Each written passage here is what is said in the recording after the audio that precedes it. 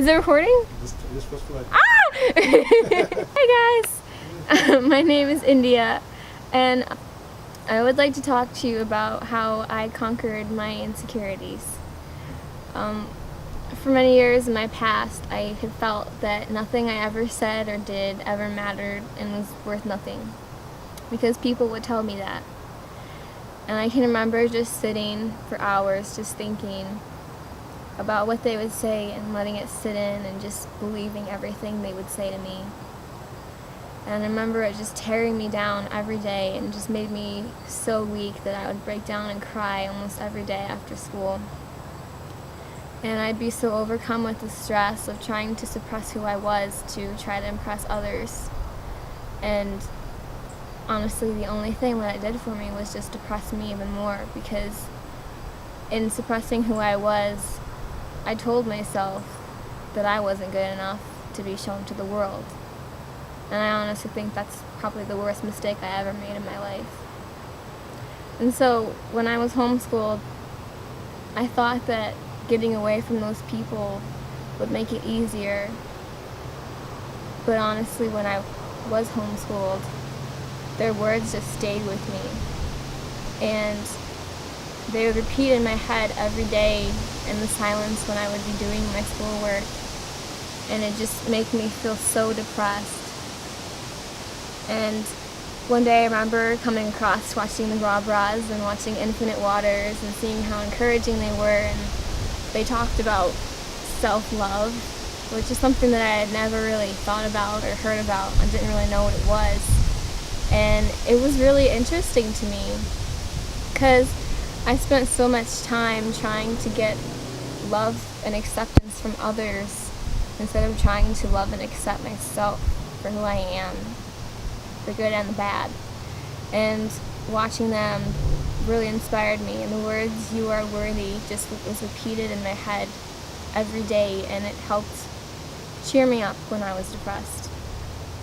And so my junior year of high school, I decided to join a PSO program, which is where high school students can take college courses when they're still in high school. And honestly, I was so afraid that I almost fainted in my first class. But before I even went into that building, I made a promise to myself that I would be fully myself, and I wouldn't be that quiet girl that I was before, and that I would accept myself and express myself. And I would go up to people and introduce myself and talk to people that maybe I felt I wasn't good enough to talk to.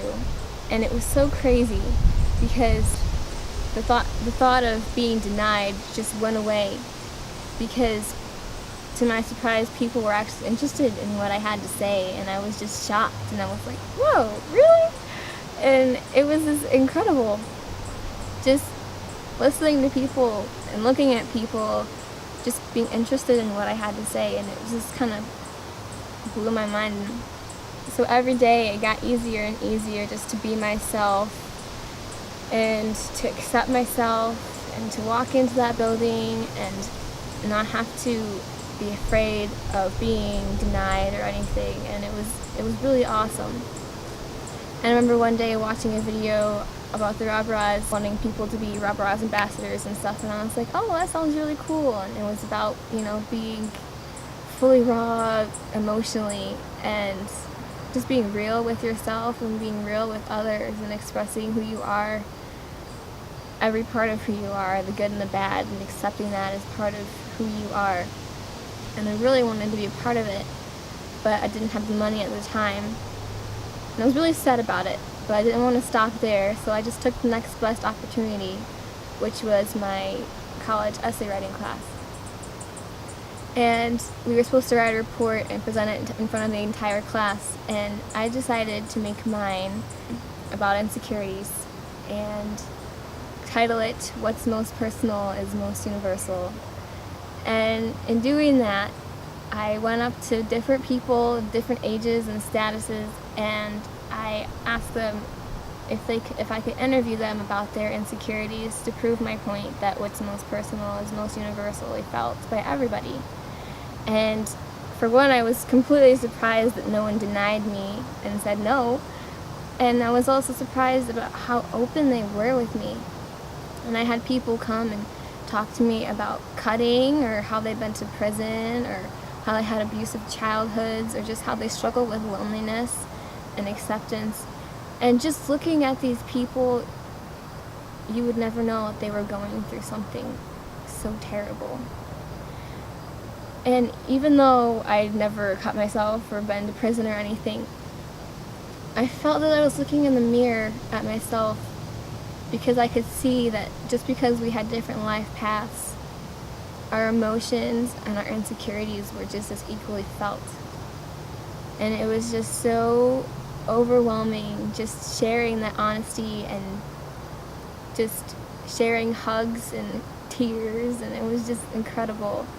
And in my essay, I decided to put my quotes in there and put my insecurity in my essay. And everybody else's quotes were anonymous, but I made mine with my name right next to it. And I was so nervous. And as the day of the due date just kept creeping forward, I got nervous and I was having second thoughts. I was like, oh my gosh, are people even going to want to listen to me? But when I started reading it and presenting it, my hands were shaking as I was reading it. And I was more nervous reading other quotes than reading my own. Because when I read my own, I could feel the passion that I had when writing it and the courage that I had in writing it. And I got to see how far I came from just 7th grade to now, and how far I've come for just even having the courage to speak. And this is what I said. I was called ugly numerous times, told no one would ever love me, that I would never be worth anything, and so on. I would be teased for standing up for the oppressed. I was treated as one of them. People would literally push me around, steal my books, and even choke me once. I felt like I was nothing and of no importance. I can remember one day, someone who once was my friend told me, India, nothing you say ever matters, so just don't say anything at all. What killed me most was that I didn't know why I was treated this way. Was it my exotic mixture of different races? Was it my crooked smile? Was I truly ugly and worth nothing? I started to believe their lies. I came home crying every day. I only felt safe in isolation. I couldn't get hurt then. It got so bad that my mom had to take me out of school when I was in junior high. It saved me, because I could see myself drifting deeper and deeper into darkness from my loneliness, my hunger for love and acceptance. I was becoming a deeply sad person because I didn't see my purpose in life, and I hated it. Even 5 years after being taken away from those people, I felt like my tongue had been chopped off when I was around other people. I was afraid to speak. I just couldn't. I was afraid of their potentially hurtful reactions. I didn't want to get burned again. I guess you could say I was pretty paranoid. I didn't want to feel this way. I wanted to speak and know my worth without being judged. I wasn't able to truly be myself until right now, and it scares me. My heart is pounding, but I don't care. It means I'm alive. I'm experiencing what it's like to be human. And in my opinion, if you can't express yourself, you're either not living or you're not human at all. Of course you are human, but you're faking it. You're pretending to be something you're not, and that should deeply offend you. Why would you deny yourself? I can think back now and know that if I would have stayed in that environment, I might still be here, but I'd be a completely different person that is remotely opposite of my true self. I would be faking it. If I hadn't had that time alone, being homeschooled, I wouldn't have had the chance to find myself and accept myself for who I am. I am obsessed with nature, and I love dirt and plants and all that stuff. It is where I find peace, where I feel God. I like to talk in crazy, strange accents and dance and laugh and scream and run down the streets with my friends like a maniac. When I am truly myself, I can't keep a straight face, especially when taking pictures. I'm too crazy for that serious look. My true self is happy, the exact opposite of what those people made me feel. I had to realize on my own that I really am worthy of expressing myself, and to this day it is still sometimes a challenge. My words are worth saying, and I have something of value to offer this world. The scars are still slightly there, and I guess that's why I sometimes have trouble accepting any type of affection. Love, hugs, kisses, smiles, compliments, conversations even. I'm not used to them yet, and they come as a shock to me. I'm grateful, but I still feel slightly undeserving sometimes and wonder why someone would want to do that. Even though I've overcome a lot and found my voice, I still feel sometimes undeserving. And it hurts and makes me awkward sometimes. But I have God by my side to make me stronger, something I know I can put my faith in. I guess that's why I'm doing this, to break through my walls and show the world that I see even my darkest pain as beautiful and inspire others to look at their pain in a different way. To be fearlessly raw and open and show myself I have the strength to speak, that I don't need to rely on anyone else to prove my worth. A way to find a way to be grateful for my pain. It made me the strong person I am today. And I remember when I finished reading that, I saw people across the room with just their jaws dropped at how open and honest I was. It was just a crazy, awesome moment. And I remember my teacher saying to the class, asking them if anybody could relate to what I had just said. And I will never forget that moment. It was just so amazing. Every student in the entire room raised their hands saying they could relate to what I had just said. And I was so shocked. I remember just taking my paper and just covering my mouth because I was trying not to cry.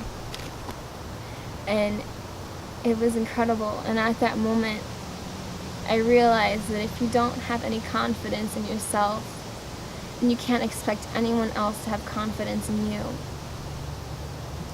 You need to have the confidence to be yourself and fully express your happiness equally with your sadness and your nervousness with your excitement and your depression with your thrills and just everything that you are, and your anger with your awesome excitement and happiness. Just express everything and fully be living and accept yourself and have those uncomfortable, fun, comfortable moments, because those might just be the most memorable moments that you have when you're truly yourself.